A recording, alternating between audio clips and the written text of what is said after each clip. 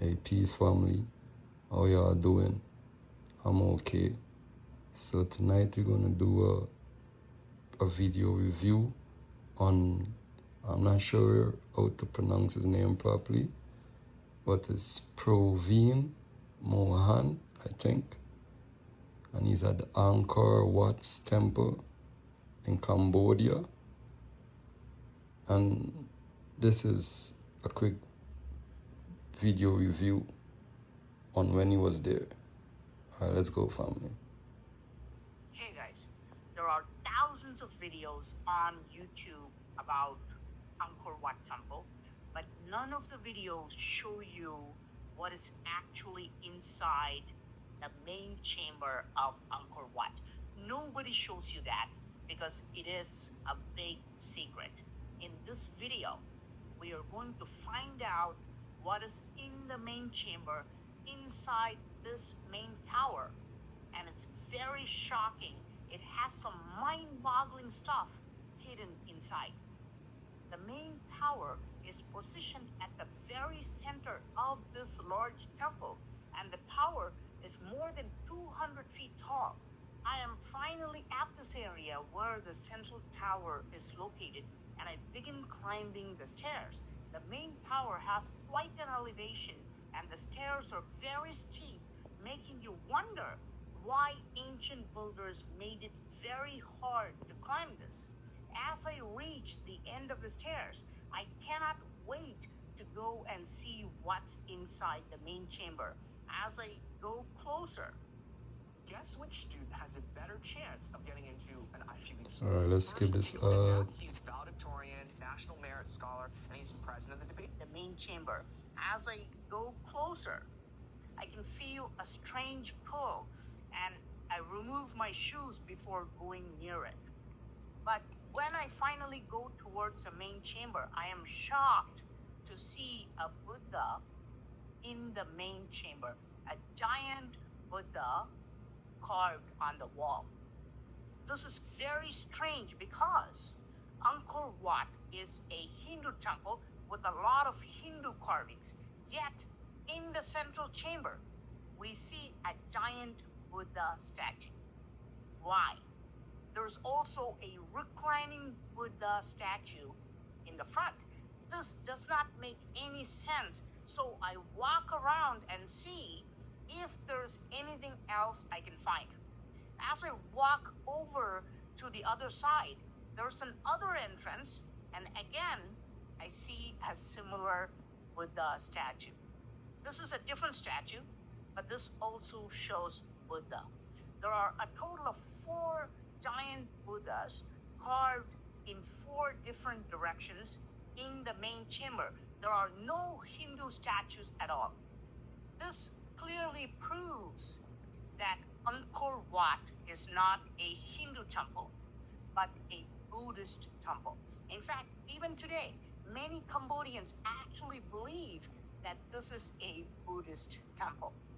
But then, look at the top of Buddha.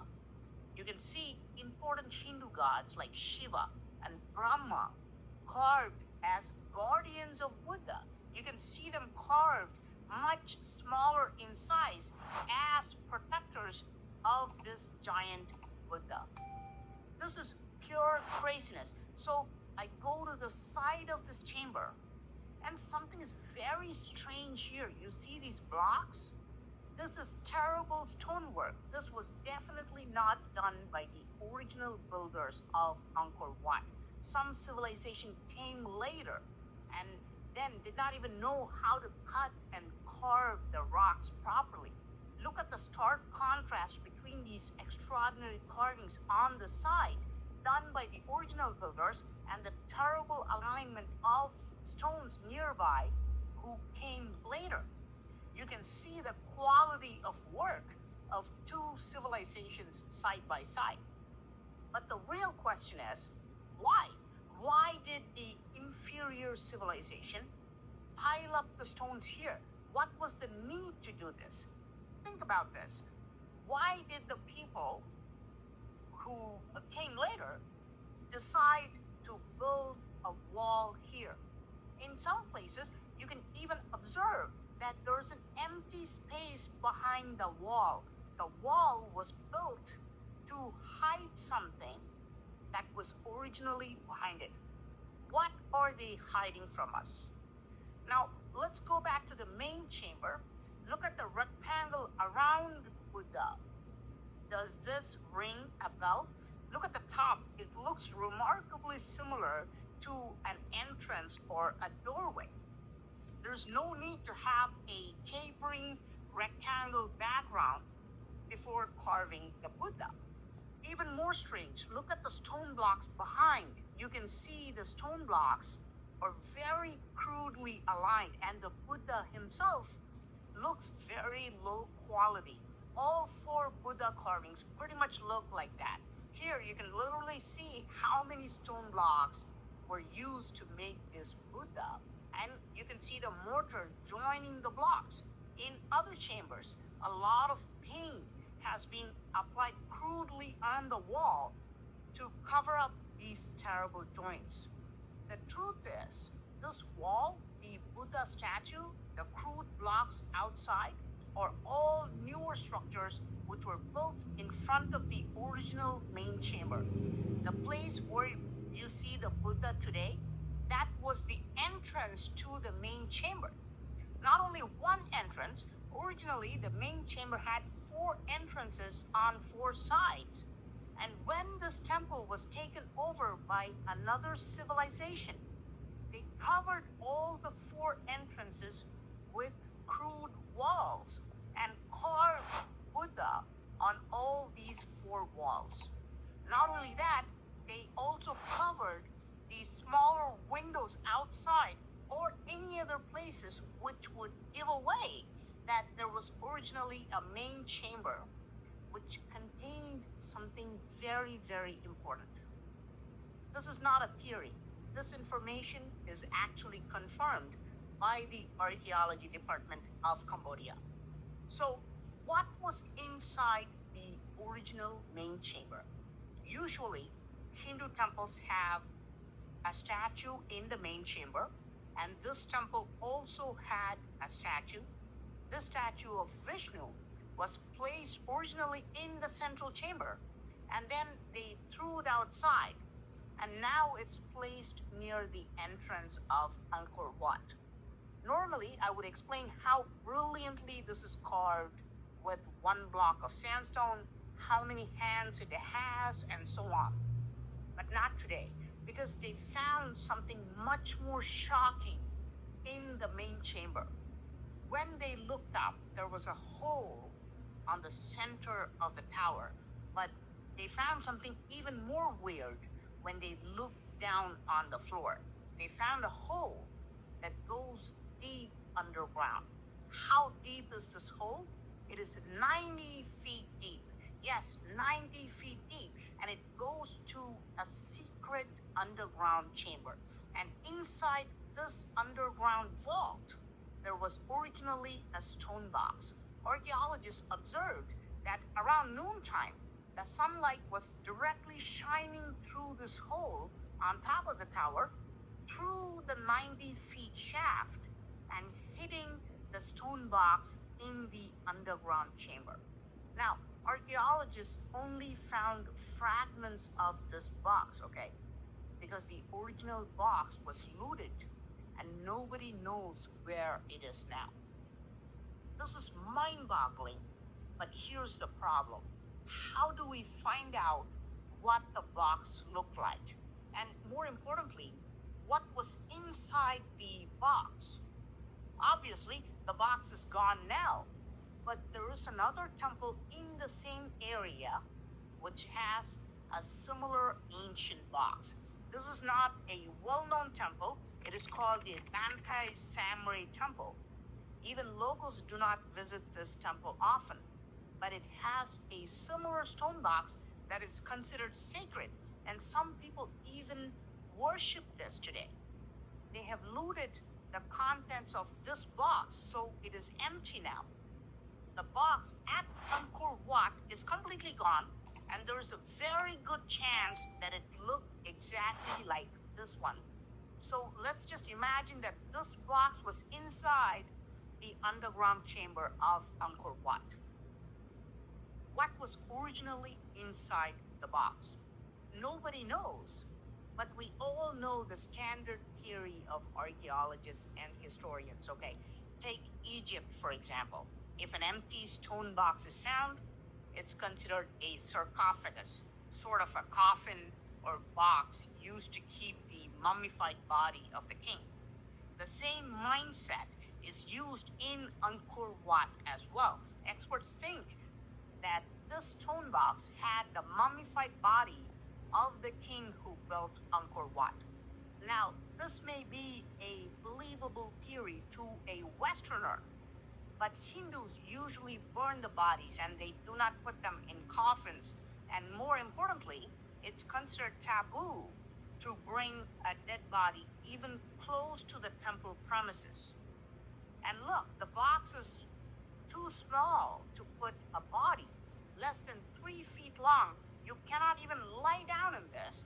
You will have to crouch.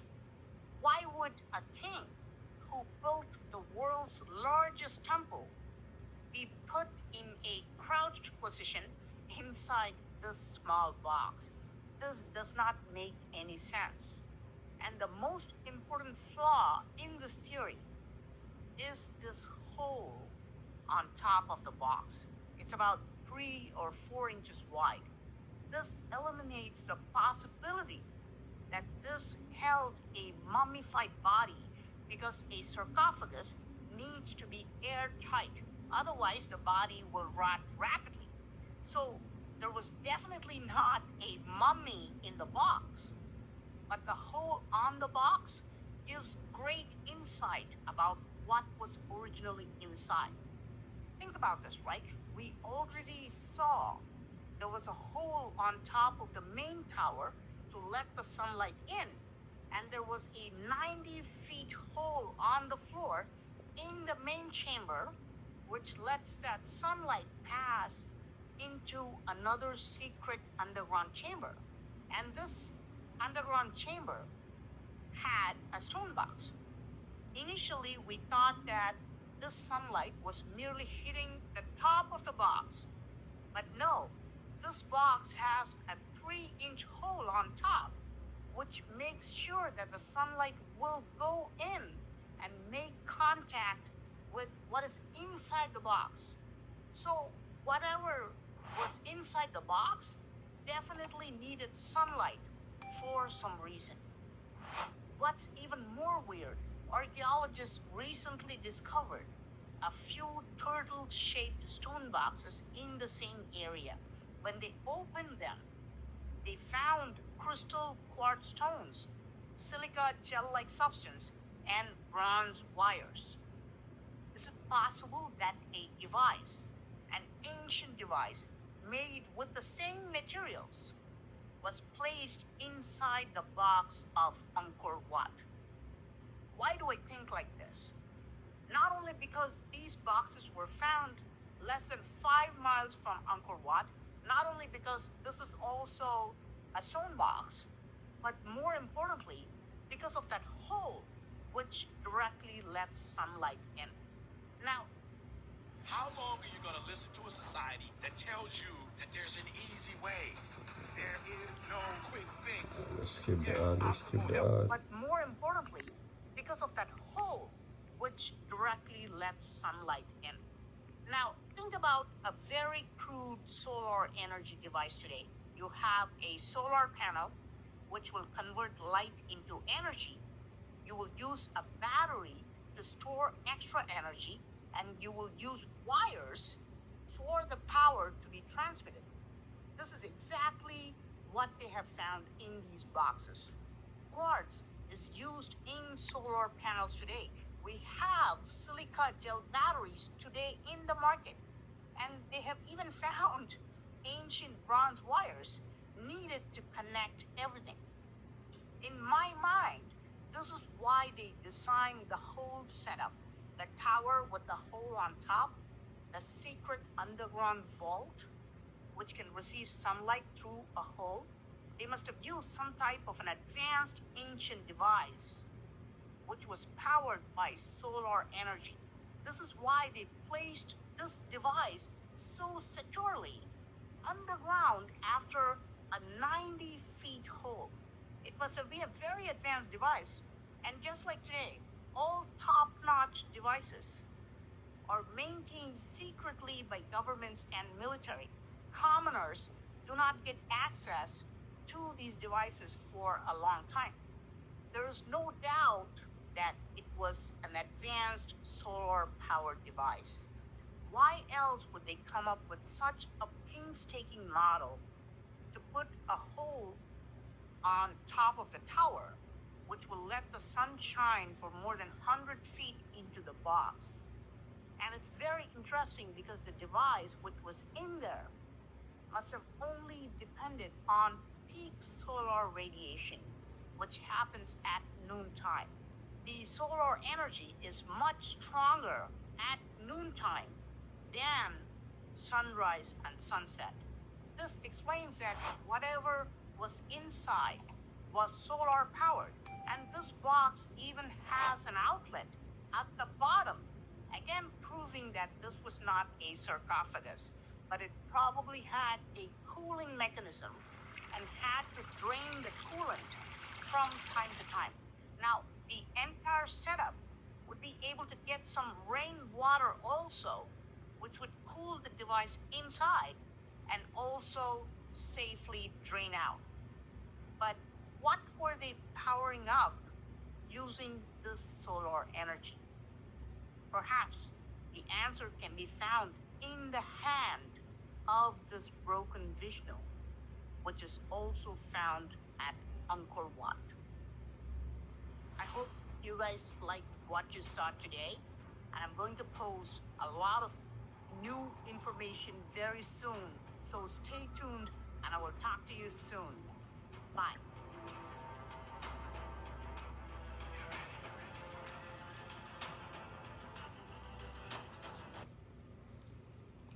Alright, family, there it went. The brother Proveen, I don't know if I said his name properly, Mohan, at the Angkor Wat temple in Cambodia. Yes, family. So, based on what we saw, my conclusion is that, yeah, the temple, it was solar powered. That's how it looked, based on what we saw in the video. And it shows that the people were advanced, not as how the government tried to, tell us that people from those days were, uncivilized. We could see that they was very civilized. They had electricity, just like us.